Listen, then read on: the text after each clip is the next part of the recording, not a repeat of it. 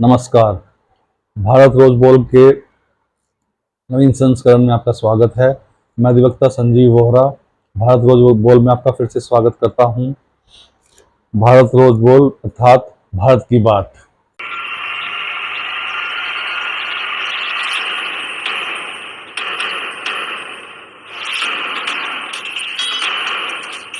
पाँच अगस्त 2024 की दोपहर पड़ोसी मुल्क बांग्लादेश के हवाई अड्डे से सेना के एक विशेष विमान ने उड़ान भरी।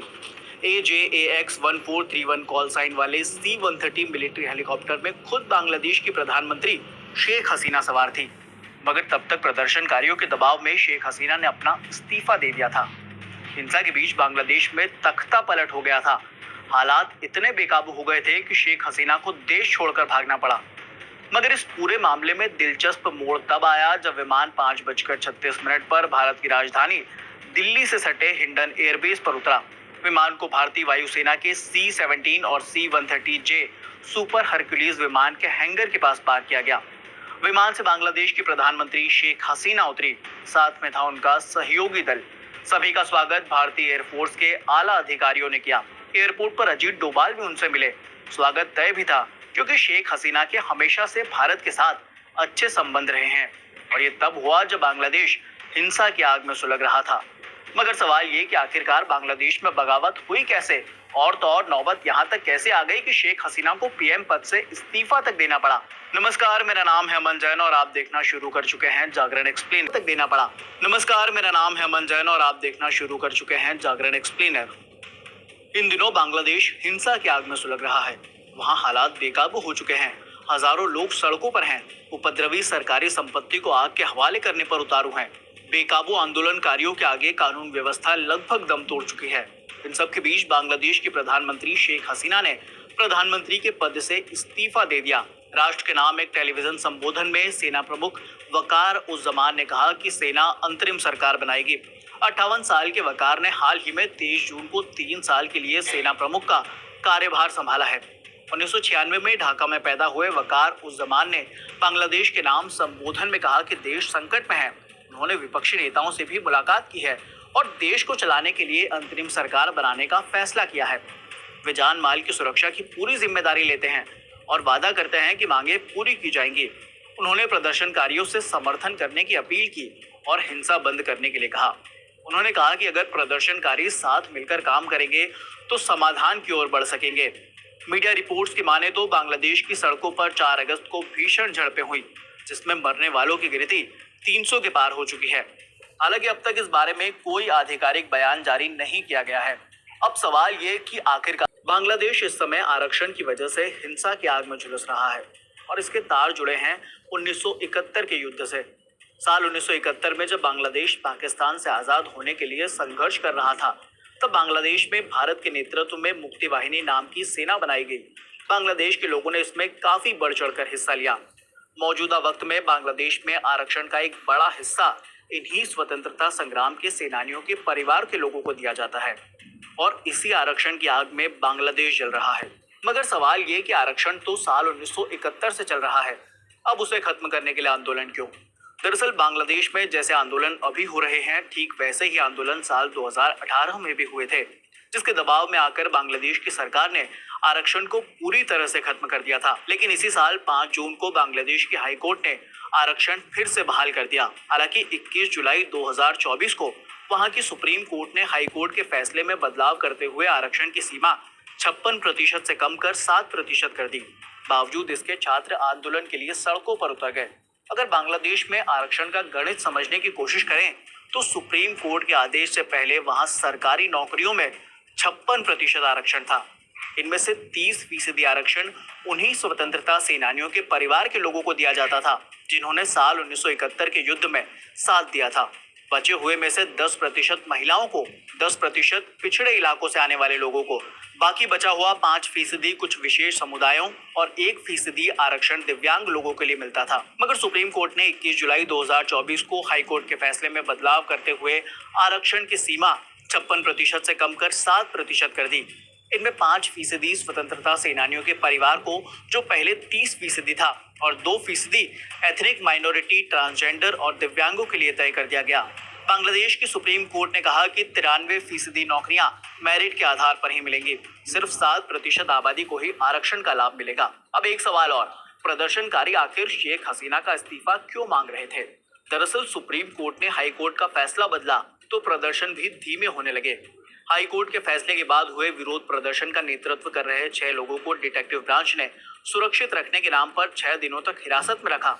इनमें से 3 घायल थे, उनका हॉस्पिटल में इलाज चल रहा था। डिटेक्टिव ब्रांच के अधिकारी इन तीनों को अस्पताल को वापस लेने के लिए जबरदस्ती वीडियो बनवाया गया। जब आंदोलनकारी नेता कैद में थे तब गृह मंत्री कमाल ने दावा किया कि इन लोगों ने अपनी मर्जी से आंदोलन खत्म करने की बात कही है। जब आंदोलनकारियों को छोड़ा गया और इस पूरी घटना का खुलासा हुआ तो प्रदर्शनकारियों का गुस्सा और भड़क गया।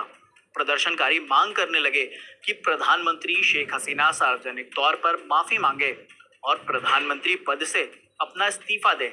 नौकरियों में आरक्षण को लेकर आंदोलन कर रहे प्रदर्शनकारी हिंसा और मौतों के लिए शेख हसीना की सरकार को जिम्मेदार मानने लगे। उधर शेख हसीना के विरोधियों ने भी उनकी सरकार पर प्रदर्शनकारियों के खिलाफ जरूरत से ज्यादा बल प्रयोग करने का आरोप लगाया और इसीलिए शेख हसीना के इस्तीफे की मांग और तेजी से उठी। हालांकि सरकार बराबर इन आरोपों से इनकार करती रही और शेख हसीना और उनकी सरकार ने इस प्रदर्शन की शुरुआत में कहा कि नौकरियों में आरक्षण को लेकर हो रहे विरोध प्रदर्शन में छात्र शामिल नहीं थे। इसी के साथ झड़पों और आगजनी के लिए इस्लामिक पार्टी, जमात इस्लामी और मुख्य विपक्षी दल बांग्लादेश नेशनलिस्ट पार्टी को जिम्मेदार ठहराया। 4 अगस्त को दोबारा हिंसा भड़कने के बाद हसीना ने कहा कि जो लोग हिंसा कर रहे हैं वो छात्र नहीं बल्कि आतंकवादी हैं जो बांग्लादेश को अस्थिर करना चाहते हैं। फिलहाल 15 साल तक राजनीतिक ऊंचाइयों पर राज करने के बाद शेख हसीना की सत्ता का पतन हो चुका है। वो देश छोड़कर जा चुकी हैं। ऐसे में एक सवाल और खड़ा होता है कि क्या बांग्लादेश भी म्यांमार और पाकिस्तान की राह पर है या फिर चीन की चालबाजियों के आगे वहां के लोकतंत्र ने घुटने टेक दिए हैं या वहां हालात इस कदर खराब हो चुके हैं कि प्रधानमंत्री तक को देश छोड़कर भागना पड़ा है। दरअसल बांग्लादेश की राजधानी ढाका हुड़दंगियों के हवाले हो चुकी है। यहाँ तक कि शेख हसीना जिस प्रधानमंत्री आवास में रहती थी अब उग्रवादियों ने उसे भी अपने कब्जे में ले लिया है। गृह मंत्री का घर आग के हवाले हो चुका है। सत्ताधारी पार्टी के दफ्तर को जला दिया गया है। इतना ही नहीं, प्रदर्शनकारियों ने तो बांग्लादेश के निर्माता और शेख हसीना के पिता बंगबंधु शेख मुजीबुर शेख हसीना इस्तीफा देने के पहले विदाई भाषण दे रही थी कि अचानक आंदोलनकारी वहां पहुंच गए, से भागना पड़ा। सूत्रों की माने तो सेना ने शेख हसीना को इस्तीफा देने के लिए सिर्फ 45 मिनट का समय दिया था, जिसके बाद उन्होंने जल्दबाजी में राष्ट्रपति मोहम्मद शहाबुद्दीन को अपना इस्तीफा सौंप दिया। हसीना के इस्तीफे के बाद हालात इतने खराब हैं कि पूरे देश में अनिश्चित काल के लिए कर्फ्यू लगा दिया गया है। बाजार, बैंक और कंपनियों पर ताले डाल दिए गए हैं।